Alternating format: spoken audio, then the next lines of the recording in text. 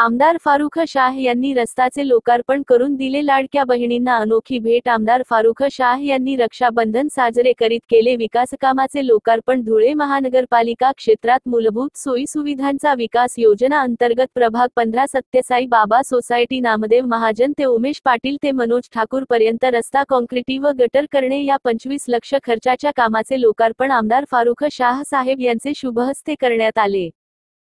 सर्वप्रथम माझ्या सर्व महिला भगिनींना रक्षाबंधनाची शुभेच्छा देतो। आज प्रभाग क्रमांक 15 येथे सत्यसाईबाबा कॉलनी शिवतारा कॉलनी या परिसरात काँक्रीट रस्त्याचं लोकार्पण माझ्या हस्ते करण्यात आलेलं आहे। या कामासाठी आमच्या ह्या परिसरातील आमचे महाजन सर तसेच आमची रेखाताई आणि अनेक नागरिकांनी माझ्याकडे मागणी केलेली होती आणि त्या निमित्ताने मी नागरिकांची मूलभूत सोयी सुविधा या योजनेअंतर्गत 25 लाख रुपये मंजूर करून दिलेले होते आणि आज त्याच कामाचा शुभारंभ माझ्या हस्ते करण्यात आलेला आहे।